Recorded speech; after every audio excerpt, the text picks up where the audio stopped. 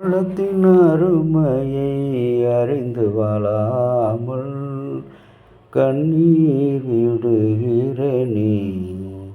ஞாலத்தில் பரனுன்னை நாட்டின நோக்கத்தை, ஞாலத்தில் பரனுன்னை நாட்டின நோக்கத்தை சீலமதாக நின்றன் மூலம் என்றறியாயோ.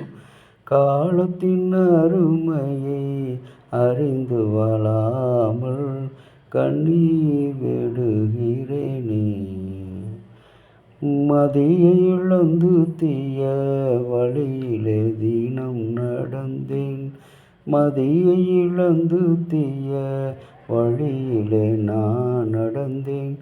வரும் கோபம் அறியவில்லை, கதியாம் உன் இரட்சண்ய வாழ்வை கண்டு நான் மாறிட. குமாரன் பரிசுத்த ஆவியின் திரியேக ஆசீர்வாதம் நம் அனைவரையும் ஆசீர்வதித்து காப்பதாக. ஆமென். இறை இயேசுவுக்குள் பிரியமான அன்பு இறை மக்களே, இந்த மாதத்தினுடைய நிறைவு நாளிலே கர்த்தர் நமக்காக கொடுத்திருக்கிற அவருடைய சத்திய வார்த்தை, அவர் பெரிய கிருபையினாலே உங்களையும் என்னையும் மீட்டு ஆசீர்வதித்திருக்கிறார். இந்த 31ஆம் தேதி ஏபேல் பெல் கோபுரம் திறக்கப்பட்ட ஒரு சிறப்பான நாள். பிரெஞ்சு புரட்சியின் 100ஆண்டு விழா கொண்டாட்டத்தின் ஒரு பகுதியாக உலக கண்காட்சி விழாவாக நுழைவாயில்கள் கட்டப்பட்ட நாள். இந்த ஏஃபேல் கோபுரம் 1889ஆம் நாள் மார்ச் மாதம் 31ஆம் நாள் அதன் தொடக்க விழா நிகழ்ந்தது. மே 6 இது திறக்கப்பட்டது. 300 உருக்கு துண்டுகளை கொண்டு பொருத்தினார்கள். 7 ஆண்டுகள் இக்கோபுரத்தை கட்ட 20 ஆண்டுகள் மட்டுமே அவரிடத்தில் நிறுத்தி வைப்பதற்கு ஏஃபேல் அனுமதி பெற்றார். எனினும் தொடர்புகளுக்கு இது மிகவும் பெரும் மதிப்பு மிக்கதாக இருந்ததானால் அனுமதிக்க பத்திரம் காலாவதியான பின்னும் கோபுரம் அங்கே நிற்க அது அனுமதிக்கப்பட்டது. ஒரு தொடர்பு சாதனமாக பயன்படுத்தப்பட்ட அந்த ஏபேல் கோபுரம் இன்றைக்கு அந்த ஏபேல் கோபுரத்தின் மூலமாக அநேக நன்மைகள், அநேக நாட்டினுடைய நல்ல பல காரியங்களையும் பாதுகாப்புக்குரிய காரியங்களையும் அவர்கள் கண்டார்கள்.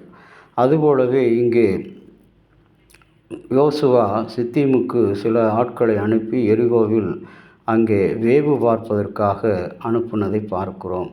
அங்கே ஒரு ராகாப் என்ற ஒரு பெண்ணின் வீட்டிலே அவர்கள் தங்கி வந்து அந்த மனுஷனை வெளியே கொண்டு வா என்று எரிகோவினுடைய அரசன் அழைத்து வந்தான்.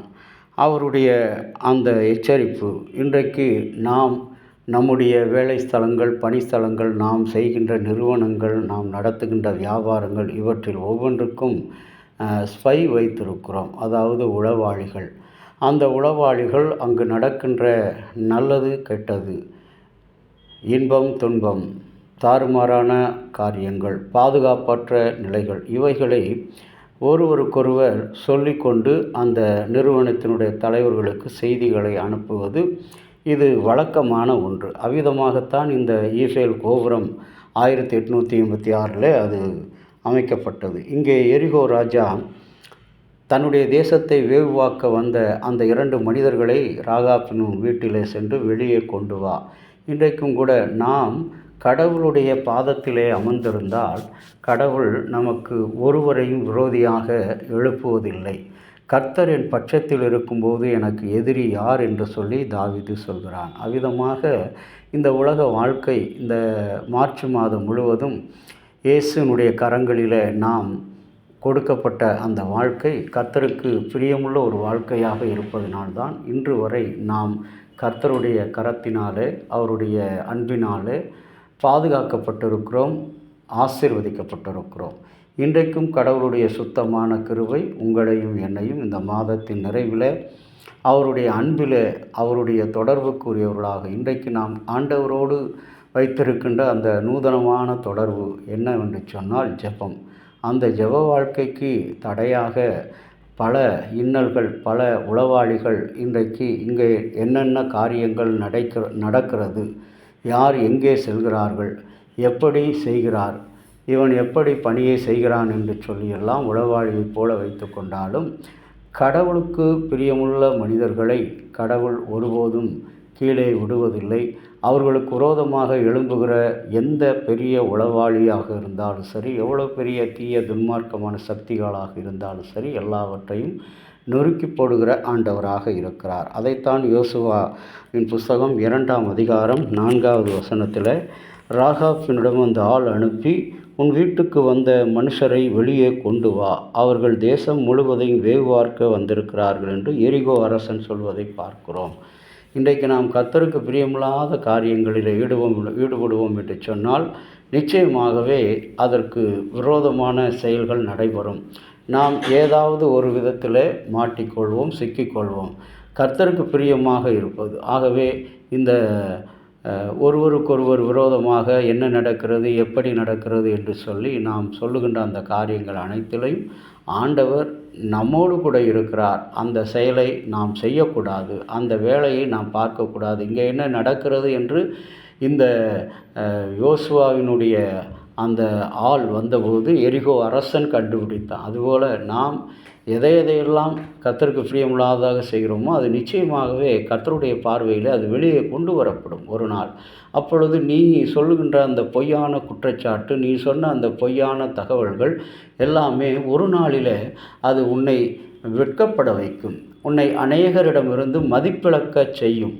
நிச்சயமாக நீ சொன்ன அந்த உளவு பார்த்த அந்த அத்தனை காரியங்களும் விரோதம் நடைபெறும். ஆகவே தான் ஆண்டவர் சொல்கிறார், அந்த எரிகோ ராஜா அந்த பெண்ணினுடைய வீட்டிலே சென்று பார்த்ததைப் போல இன்றைக்கும் நம்மை கர்த்தர் நிச்சயமாக அவர் கண்டுகொள்வார், என்னுடைய எண்ணங்கள், என்னுடைய செயல்கள் எல்லாவற்றிலும். ஆகவே நாம் எப்பொழுதும் கர்த்தருக்கு உண்மையாக இருப்போம், ஒருவரையும் சார்ந்திராமல் இருப்போம், ஒருவரையும் நாம் அண்டிக்கொள்ளாமல் இருப்போம், ஒருவர் பின்னாலே நாம் போகாமல் இருப்போம். ஒருவர் சொல்வதையே நாம் கேட்டு ஒரு குதிரைக்கு கடிவாளம் போட்டது போல நாம் சிந்திக்க வேண்டாம். கர்த்தர் நமக்கு நல்ல சிந்திக்க ஆற்றலை கொடுத்திருக்கிறார், அபிஷேகத்தை கொடுத்திருக்கிறார். அதன் வழியில் நம்முடைய வாழ்க்கை நடத்துவோம். கர்த்தர் நம்மை ஆசீர்வதிப்பாராக.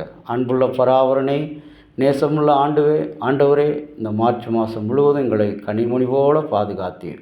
உம்முடைய இரக்கமும் கிருபையும் எங்களோடு தங்கியிருக்கிற சுவாமி, இந்த மாதம் முழுவதும் பாதுகாத்த உம்முடைய தெய்வீக அன்பு வரக்கூடிய புதிய மாதத்திலும் எங்களை பாதுகாக்கட்டும் சுவாமி. நாங்கள் உமக்கு விரோதமாக நீர் விரும்பாத அந்த தீய செயலை ஆண்டவரே, ஒருவருக்கு ஒரு தவறான தகவல்களை, பொய்யான தகவல்களை, ஒருவரை பற்றிய செய்திகளை நாங்கள் பரப்பும் பொழுது, செய்யும் பொழுது நிச்சயமாக கர்த்தர் நாங்கள் இலச்சை அடைவோம், வெட்கம் அடைவோம், வெட்கப்படுத்தப்படுவோம், அநேகரால் வெறுத்து தள்ளப்படுவோம் என்ற உண்மையை இந்த யோசுவா 2ஆம் அதிகாரத்தின் வழியாக கண்டு கொண்டிருக்கிறோம். அந்த வாழ்க்கையிலே எங்களை பாதுகாத்து வழிநடத்தும் இயேசு நாமத்தில் பிதாவே, ஆமேன். தந்தையாகிய கடவுளின் அன்பும் மைந்தராகிய இயேசுனுடைய அருளும் பரிசுத்த ஆவியினுடைய நல்ல உறவும் பாதுகாப்பு உங்கள் அனைவரோடு இருப்பதாக. ஆமேன்.